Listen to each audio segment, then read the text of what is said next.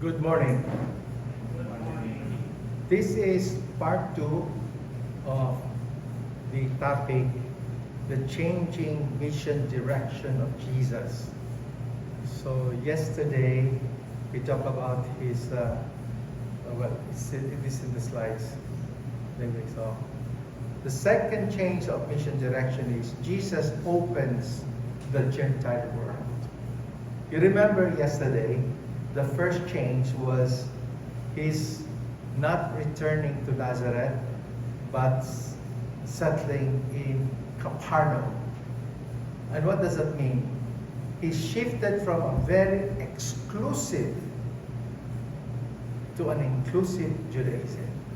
He remained within. He has his friends, the Pharisees. Remember, we tend to forget that when we are reading the Gospel of Matthew, because the Gospel of Matthew, remember, was written around 85 AD, or what we call now CE, and that's about 35 years after the death of Jesus. And so the community was growing, organizing itself separate from Judaism. You remember in chapter 9 of John, the blind man and the sick man was thrown out of the synagogue, which was symbolic of the way the Christians were thrown out of the synagogue. So they have to form their own community. And like any new community, it becomes very insecure and it tries to be exactly the opposite of where it came from. I always compare that to a growing child, a teenager, adolescent child. When it's growing, it tries to be different from its parents. That's the same thing that happened in the new community we eventually call Christian. So it moved away from a very exclusive Judaism and now to an inclusive Judaism that is very much influenced by Rabbi Hillel in Capernaum. The second change is he started moving to the Gentile world. That is really radical. But let us just go back again, the context. What were the stories, or what are the stories before this happened? Remember, he was rejected in Nazareth. We dealt with that. And then I told you that soon after he was rejected in Nazareth, went back to Capernaum, and instead of being depressed, he started the mission, sending the 12 immediately. By the way, the sending of the 72 is found only in Luke. Okay. Then he heard about the death of John the Baptist, and he knew immediately he has to begin or start his mission. And then after hearing the death of John the Baptist, the apostles came back from the mission, and they were very happy, and the crowds were there, and he started feeding the 5,000. Now, anticipate that later we will mention about the feeding of the 4,000. And then he was so tired, and then he was told that, you better get out of this. Because they knew immediately that he can gather crowds. He's so charismatic. And therefore Herod can easily think of this guy. This guy is a dangerous guy. He can revolt against me. And so he was told, get out of this place. And so he told his disciples, you see, here's the danger ahead. At that very hour, some Pharisees came and said to Jesus, get away from here, for Herod wants to kill you. And this is only found in Luke. So I inserted that in Luke. So that's when he told his disciples, get into the boat, go ahead of me, go to Bethsaida. So if you look at the map, this is Capernaum, Bethsaida is there. Northeast. So they're crossing this way. Okay. And we know what happened. He instructed his disciples to leave that place quickly. He will follow later. Get into their boats, and go to the sea, to Bethsaida. And then he went up to the hill, and there's a cave there. Unfortunately, the cave was fenced. In my last 2 visits in Israel, they fenced the cave. I don't know why. So you can't go into that cave anymore. Okay. And then it says here, when he had sent them away, in Mark 6, he departed to a mountain to pray. That's a very crucial moment in Jesus' life. He had to pray. What was it? I call it a defining point in his ministry. Where the underlying question to himself is this: what is the true nature of my messiahship as willed by the Father. Remember, he performed the multiplication of the loaves. That's important. That's connected to the walking on the water. You know, most people don't see the connection between the multiplication of the loaves and the walking on water. Okay, so he was giving, he was so sure that he has this power, authority that he already experienced at baptism, and that God's will is that he be the Messiah. He be the Messiah.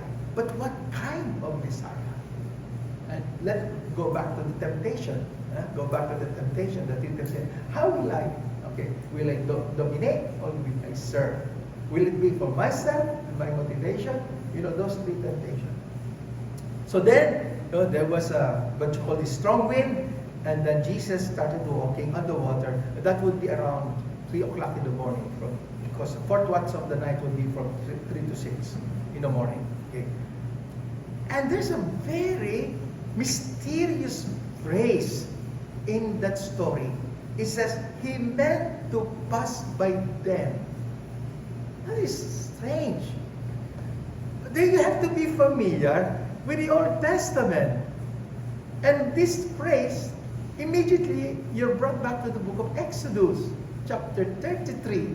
You know, yung Moses, remember Moses had a what you call a vocation crisis, and he went on a 30-day Ignatian exercise retreat. and in that retreat he says, you know what, this is not my problem. This is your problem. These are not my people, they are your people. And why am I the one suffering here? He says, if you want me to continue this work, you have to give me a sign. Of course, you will not read it that way in the book of Exodus. And Yahweh says, okay, what kind of sign do you have? I want to see your face. And Yahweh said, sorry. Nobody sees my face and lives. You'll die. So anyway, he says, so let's have a compromise here. Do you see the rock behind you? Go hide there. And I will pass by. But in case you cheat, it says, I will cover your eyes with my hand. And I will pass by. And you know I'm passing by because you will hear this beautiful song. The Lord is kind and merciful, slow to anger, abounding in mercy and love. When you hear that, I'm passing by. And then once I have passed by, I will take my hands off your eyes, and you can look. And what you'll see is my back. Okay? That's a beautiful metaphor of how we experience God. We never experience God really in the present. It's always in the past. When we look back and we say, my goodness, I survived the struggle, the conflict, that problem, and I'm still here. God must have been there. It's like footprints in the sand. And then Saint Augustine says, and that's why our prayer is always a response to what God has already done. Because the past is made present. Because when we recall what God has done in our life, it becomes present. Because only human beings can make the past present. And when we make the past present, then we say, Lord, thank you. You were there, I did not notice you. So this phrase comes from the book of Exodus. But of course, you will see the coming of the storm. You will find that in other Old Testament books like Isaiah or Psalm 107. You read Psalm 107, and a lot of the phrases you will find there in Psalm 107. So, and then, it's amazing how this story ends this way. Say, so they were terrified. And it says here, they had not understood the incident of the loaves. Remember, Jesus has just multiplied the loaves and fed 5,000 people. On the contrary, their hearts were hardened. So these are the two revelations that Jesus already tried to impress on them. The multiplication of loaves. He's the shepherd who feeds the people. Again, you go back to the book of Exodus. And then he is greater than Moses. Moses, it was not Moses who parted the waters. It was Yahweh. But Jesus walks on water. He is greater than Moses. Moses did not give them manna. It was from heaven. But Jesus gave them bread from heaven. Moses did not part the sea, but Jesus walks on water. But none of this was understood by the disciples. And in fact, they become like the Pharisees. Their hearts were hardened. Amazing. Amazing. Now look at this map again. So they were on the way to Bethsaida. This is important to see. Huh? And of course, they did not make it. And they ended up, once Jesus got into the boat with them, after walking on the water, they went back to Gennesaret. Okay? So they did not make it to Bethsaida. But, so they are still back there, and of course, the dangers was still there. And so Jesus was determined to get out of Herod's way. And also to get a rest. So he decided to go to a place he believes nobody would know him. In the same way as, if you remember, the first time they got into a boat and there was a storm and Jesus calmed the storm, they were on the way to the Decapolis to rest. But then, what happened there, he wasn't able to rest because as he got off the boat, this legion, this man possessed by a legion met him, you know. So, anyway, so now he wants to go to the north. Look at the map. Huh? Tyre and Sidon, that's what Lebanon is now. Huh? It's in Lebanon now. So that's a pagan territory. So maybe, you know, Jesus is saying, let's go there. Nobody knows me there, and we can get a good rest. And Herod cannot reach me there. It's not his territory anymore. Right? So as he arrives in Tyre, he was met by the Syrophoenician woman. The Syrophoenician woman recognized him and begged him to heal her daughter. Okay? And then Jesus, this is hard to understand. Was he testing the faith of the woman? Was he in a bad mood?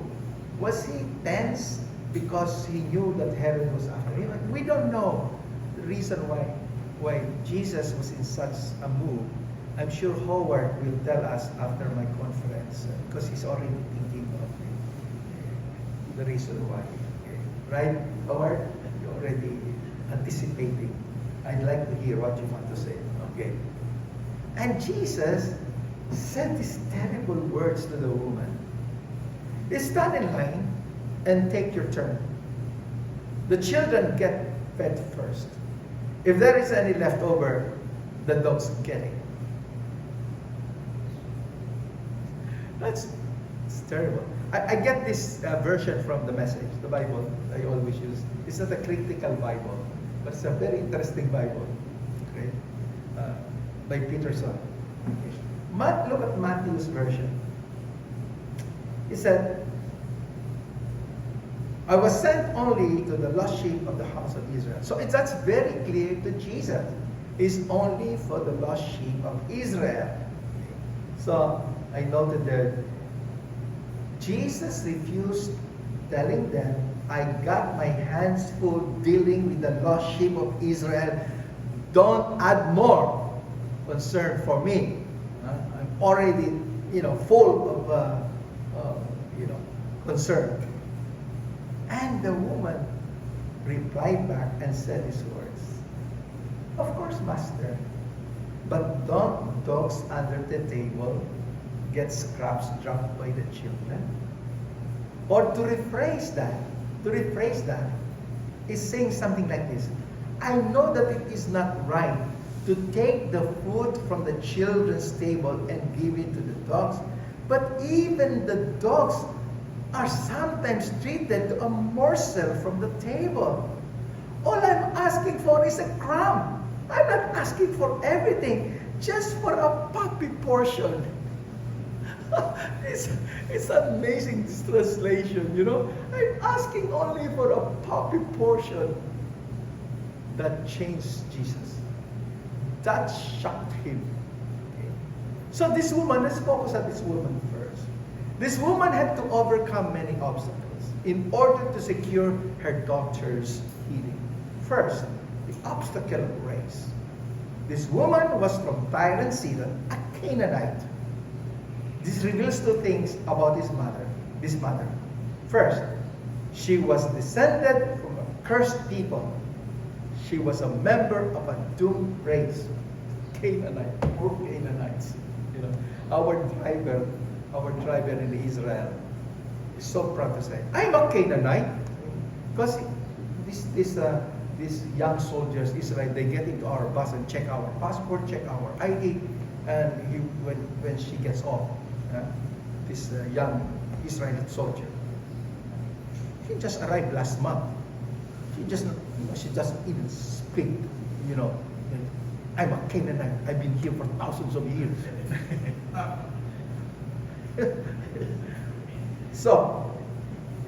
But poor Canaanites, Second, she was from a region known for vile religious practices.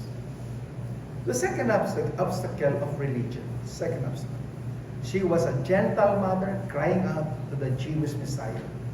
She had no right to come to Jesus through the door of Judaism. She was a Gentile, and according to Matthew, Jesus gave her the response she deserved. He answered her, not a word. That's what she deserved, not a word. Obstacle of racism. The disciples react by telling Jesus to send her away. They wanted nothing to do with her. She was not one of their people. In their eyes, she was different. And that was enough to justify them not caring about her at all. So you can see the parable of the Good Samaritan. Who is my neighbor? And Jesus twisted the question, are you a neighbor? So it's not from the point of view of the question. It's not that who is my neighbor, but are you a neighbor? Obstacle of rejection. Jesus' words appear harsh to our ears. His words must have shaken her to the very core of her being. His words probably broke her heart. Matthew adds much detail concerning this conversation. Obstacle of reality. The realities of this situation are harsh. Her daughter was possessed by a devil. She was a member of a doomed race. This religion man did not seem to care about her or her situation at all. It must have appeared to her that her situation was hopeless. So as Jesus speaks with this woman, he never slams the door of hope in her face. What Jesus says is, let the children be fed first. First. The word first was exactly what this broken-hearted woman needed to hear. Jesus did not say, you cannot have what you are looking for. He said, I have come to the children of Israel. They must be filled first. So she took that to mean that seconds were available. There would be seconds. And she held on to that. So these words of the woman had an impact on Jesus in his perception of his ministry. So now, from exclusive Judaism to an inclusive Judaism, and now Jesus is being challenged to opening up to the Gentile world, expand his mission. How do we know that it had such a tremendous impact on Jesus? Because when he returned, he did not return the usual way. Instead of from Sidon, he could have gone straight. He could have gone straight to Capernaum. You see that? But he went around. You can see the orange line. He went around and went to the Decapolis, the territory of the Gentiles. This time, it was not just to rest. He went to the Decapolis precisely to minister. Jesus had a change of heart, a change of mind. Remember the first time he went there? It was to rest. I already told you. His first journey to the Decapolis in chapter 4 was to find rest. But he was not able to rest because he was met by this guy who was possessed by a legion. Okay? Not a signal that his ministry would be broadened. Simply, he just responded to the need. But he had no intention of expanding his mission. Matthew's version is interesting. Okay, you can read that, Matthew. But after his encounter with the Syrophoenician woman, Jesus intentionally, this is very important, Jesus intentionally went to the Decapolis rather than going back to Capernaum, this time to minister. And it was there in the Decapolis that he had the second multiplication of the loaves. Now, you will find the two, Matthew and Mark had two multiplication of loaves, 5,000, 4,000. The other two Gospels do not have that. But Mark is very specific about where it happened. Mark. Matthew is still not clear. Is it in Bethsaida or what? We don't know. But Mark is very clear when it happened. It happened in the Gentile world. And he fed 4,000. You know, unfortunately, pilgrims do not go to this place in Tel Hadar. But if you go to Tel Hadar, we did not go there either. You will see the, what you call this, monument, the second multiplication of the loaves in Tel Hadar. Because this is still controversial, exactly where. Most biblical scholars and archaeologists are not so clear. Okay, so there's Tel Hadar. Can you see Tel Hadar? Okay. Now, on the lake, side of the lake, Jesus realized that the Gentiles also deserve to be both recipients and partners of his mission. Thanks to the Syrophoenician woman. So look at this, why this is so intentional in the Gospel of Mark. The comparison between the first multiplication of the loaves and the second multiplication of the loaves. Compare. In the first miracle of the loaves, 12 baskets of food are left over. And even the description of the basket is different. The description of the basket that was used to collect the leftover is the baskets used by the Jews. And the 12 baskets left over symbolize the 12 tribes of Israel. In the second multiplication of the loaves, 7 baskets of food are left over. Why 7? Danny has memorized this. Because they mean the 7 Gentile nations who occupied the land at some point before the Jewish people arrived. These were the victims of land grabbing. So who are these victims of land grabbing? Danny has memorized this since a junior age. Hittites, Girgashites, Amorites, Canaanites, Perizzites, Hivites, and Jebusites. You will read that in Deuteronomy 7. Okay. This is Mark's way of stating that not only is there enough food left for the 12 tribes, but that there is enough for the Gentiles as well. So what's the lesson? What's the lesson of this visit to the Decapolis? Visit to Tyre and Sidon and then going to the Decapolis. What's the lesson? Jesus is the boundary breaker. He is a wall breaker, going beyond the borders. That's the new image of Jesus. And that's why in the gospel, what is sin? What is the most serious sin for Jesus? Exclusivity. Discrimination. That's a terrible sin for Jesus. And there's the woman, and there are the 2 dogs. One of them is cheating. So this afternoon, as I'm talking about the wall that Jesus broke. Thank you. Please don't forget to like and subscribe to our YouTube channel, Oblate TV.